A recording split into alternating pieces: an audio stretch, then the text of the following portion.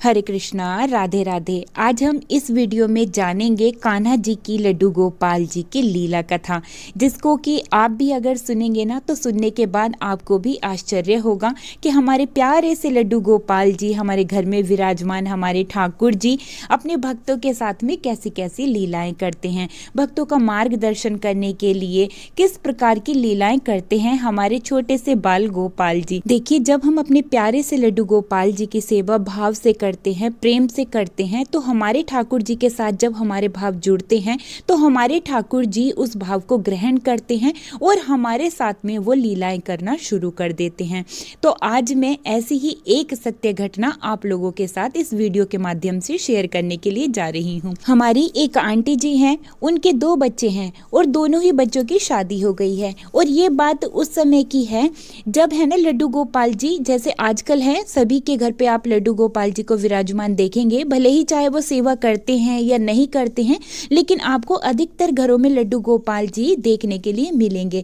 लेकिन ये बात जो मैं आपको बताने के लिए जा रही हूँ ये उस समय की है। उस समय बहुत कम लोगों के यहाँ पर ठाकुर जी विराजमान होते थे और जिनके यहाँ पर होते थे वो बहुत सेवा लड्डू गोपाल जी की करते थे। तो आंटी जी के घर पर भी छोटे से प्यारे से लड्डू गोपाल जी विराजमान थे और आंटी जी पुत्र भाव से लड्डू गोपाल जी की सेवा किया करती थी। उनको अपने बेटे की तरह ही बिल्कुल मानती थी और वैसे ही उनको सुबह उठाना, फिर उनको जलपान कराना, उनको दूध पिलाना, स्नान कराना और सुंदर सुंदर सा श्रृंगार धारण कराना। उनके लिए वस्त्र भी अपने हाथों से ही बनाया करती थी और उनका नियम था कि वो हर एकादशी पर लड्डू गोपाल जी के लिए अपने हाथों से पोशाक बनाती थी और एकादशी के दिन लड्डू गोपाल जी को नई पोशाक धारण करा के सुंदर सा श्रृंगार धारण कराया करती थी। वो एकादशी का व्रत भी किया करती थी।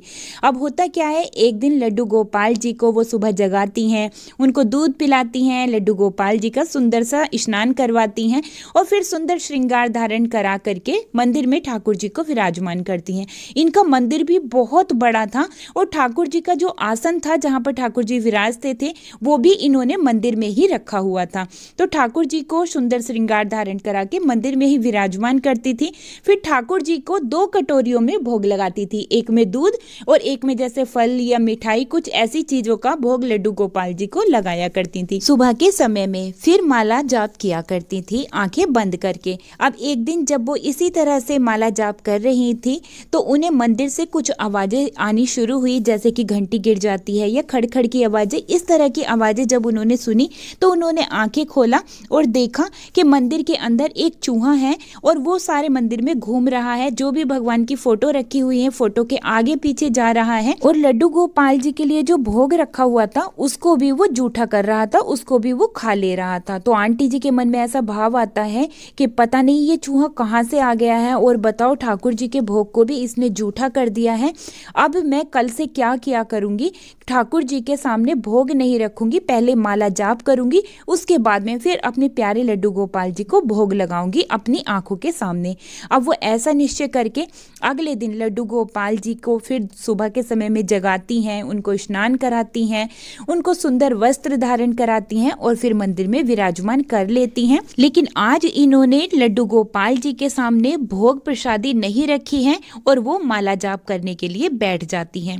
तो जैसे ही माला जाप करना शुरू करती हैं, थोड़ी देर में मंदिर से आवाजें आनी शुरू हो जाती हैं। जैसे पहले आ रही थी, घंटी गिरने लगती है और खड़खड़ की आवाजें मंदिर में से आने लगती हैं। फिर आंटी जी अपनी आंखें खोलती हैं और मंदिर में देखती हैं और जो आंटी जी ने मंदिर में देखा उसको देख करके आंटी जी के होश उड़ जाते हैं, उनके हाथ से माला गिर जाती है और आंखों से आंसू बहने लगते हैं।